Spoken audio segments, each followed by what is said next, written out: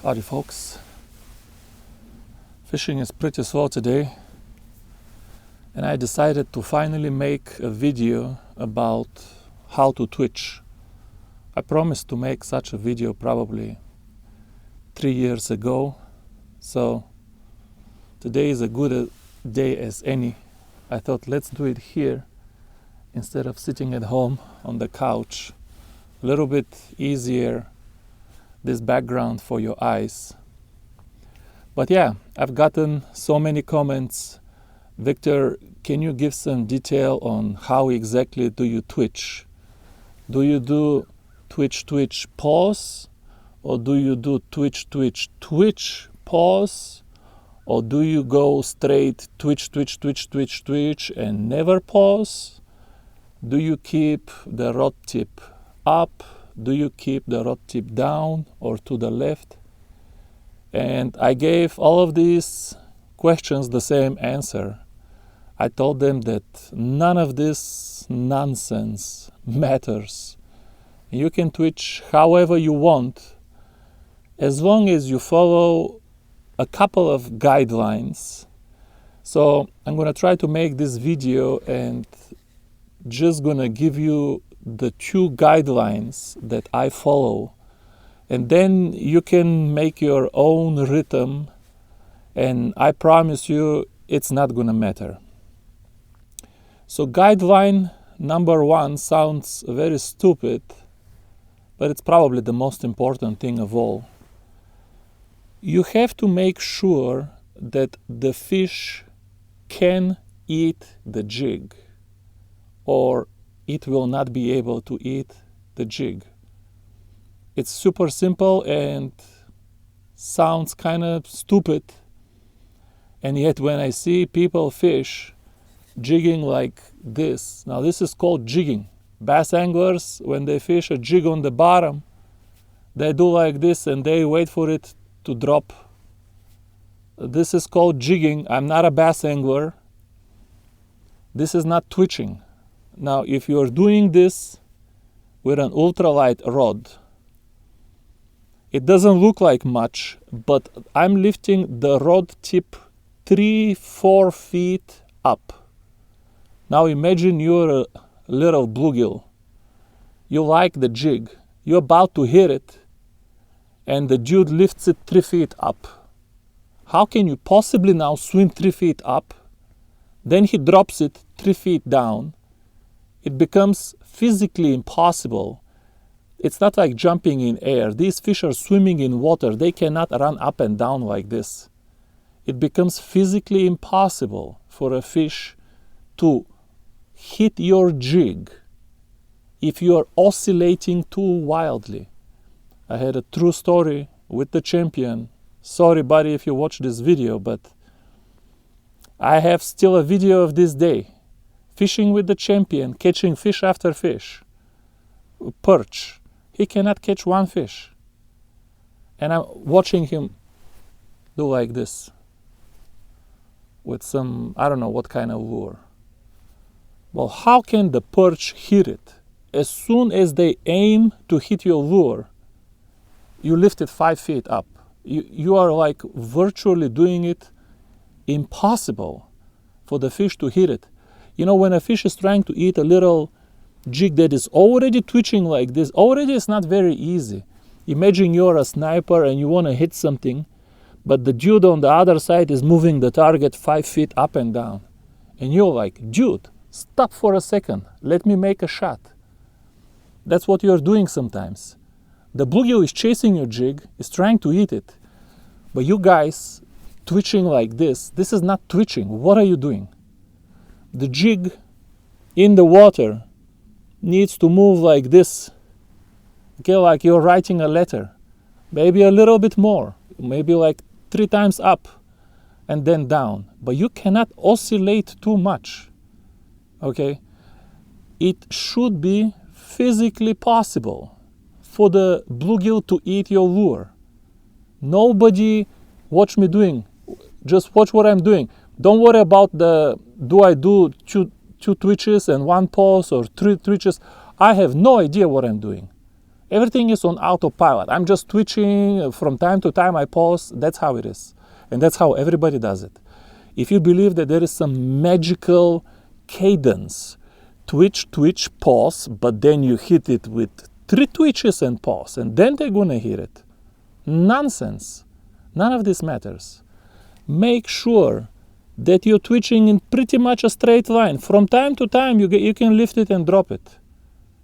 But you have to give the fish, even if you do this and drop it, then for a few seconds, make a pretty much straight line with the micro twitches so the fish can calculate which way it's moving and can swim and hit it. I don't want to repeat this. I made my point, I believe. You guys are oscillating too wildly. This is called jigging, not twitching. People do this with 3-ounce metal spoons jigging for lake trout on Michigan. This is not twitching. In twitching, you want to go something like this, okay? You can stop from time to time, whatever makes you happy. Make sure the fish can hit it. That's the first guideline that I can give you. The second guideline is kind of particular because it only applies to fishing from the bank or fishing from a boat without a live scope. But if you are casting in an area that's less than 20 feet deep and you don't have any other information, you don't know if there is a brush, how tall is the brush, you don't know any other information, you're just casting in an area that's like, 6 to 20 feet deep, you don't know the exact depth. The best thing to assume statistically, if you want to catch fish, is that all of the fish is on the bottom. That's the statistics. People talk about mid-column and suspended, and I caught fish suspended today too, and the fish will not always be on the bottom, but replay the video, see what I said. If you have no other information, the most statistically sound approach is to assume that the fish is on the bottom, because most of the time the fish is on the bottom. Crappie is on the bottom too. Yeah, they feed above them, they're still on the bottom. I catch them on the bottom all the time. People with live scope, I don't need to tell them. Yes, there is suspended fish. If you put a brush, yeah, they will suspend on top of the brush. I'm talking if you have no information. I'm sitting in a cove here. And you're fishing the cove, you have to assume that the fish is on the bottom. And what is the consequence of that? You have to keep your jig just above the bottom and not sitting on the bottom. There is a method in bass fishing where they leave the Ned rig on the bottom and a bass comes and slurps it off the bottom. Doesn't work with pan fishing. I don't want to say you're never going to catch a bluegill. They will eat off the bottom too, but when you're twitching a trout magnet or dangly tail or whatever else you're twitching, we are trying to catch the fish above the bottom or above the brush, but we will be continuously twitching. So ideally, this here, my legs are the bottom, and you're twitching right above the bottom. You can put your pauses and all of that, but you have to try to keep your jig close to the bottom. And I'm saying this because people without a live scope are incredibly overestimating the sink rate of jigs. I see what jigs people are buying. Unless they're trying to cast a mile, you guys are always buying too light of a jig. Fishing with an eco-light jig without a float is a waste of time. Maybe if you're fishing some small creek where you don't want it to grab the bottom, so on purpose you want it to float down the creek. But you guys are overestimating, you're severely overestimating the fall rate of a jig, especially when you're twitching and the line is tight. If the line is tight, let's say this is 6 feet deep in front of me and I cast. If the line is tight, you can fish 6 feet deep with a 1.5 gram jig perfectly. I'm not saying that's what I would fish with. Probably I would fish 6 feet with 1.25, to tell you the truth. If it's a bluegill bed, I might fish it with 1 gram because I want to run it slower. But in the winter, no, I want heavier. But you can fish 6 feet deep with 1.5 gram. You don't even have to run it fast. Because of the tight line, it never sinks. So what happens is you guys buy too light of a jig. On average, probably 0.5 gram too light. Because I know people told you, slow fall rate, that's where it is. It's the slow fall rate, that's where. No slow fall rate. Slow fall rate is overrated in the first place. I mean, when the fish is hungry, you can drop a tungsten jig, it falls like a rock, and they hit it right away. Slow fall rate, very, very overrated. And what happens is you're fishing with these 1 gram jigs when it's 8 feet deep.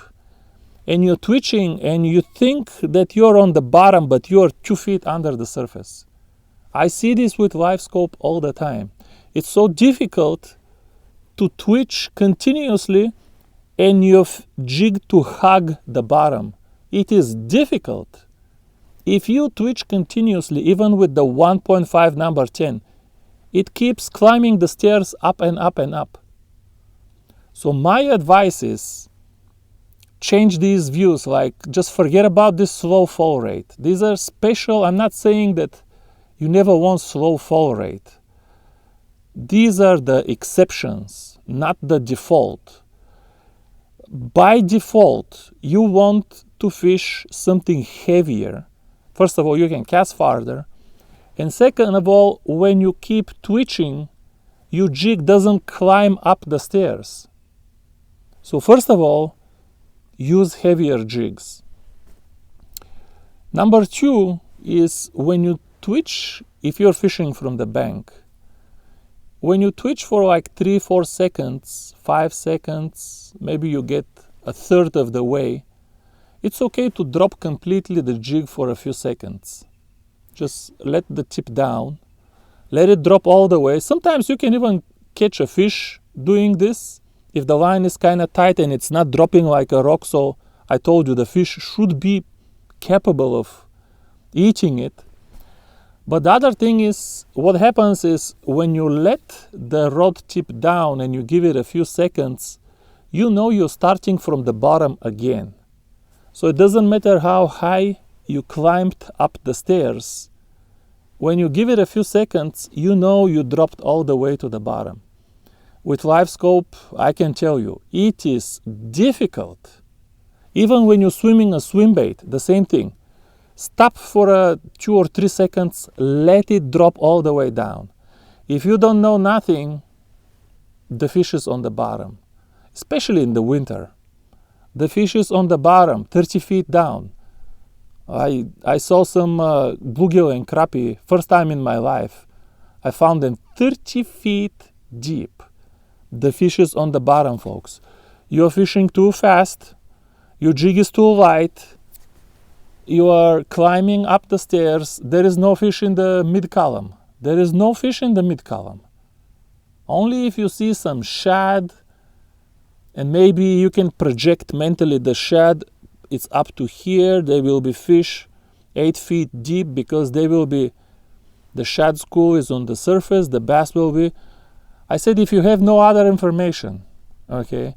If you have information like a shad school, you see the fish is busting, yeah, then it's stupid to drag it on the bottom.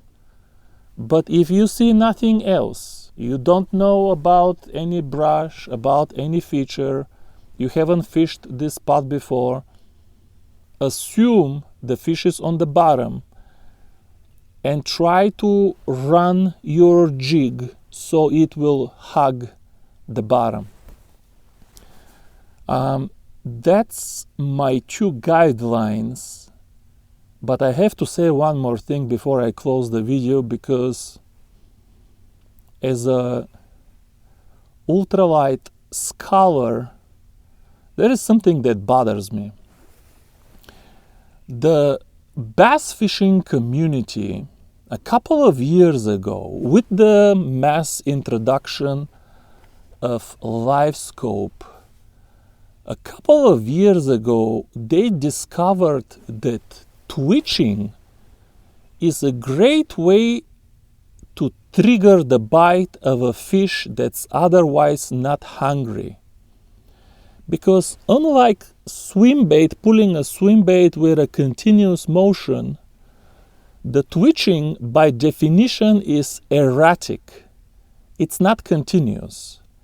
And because it's erratic, it kind of sends out a signal that whatever the insect is, these are its last final kicks. So very often this erratic and irregular motion will trigger a bite where the swim bait didn't.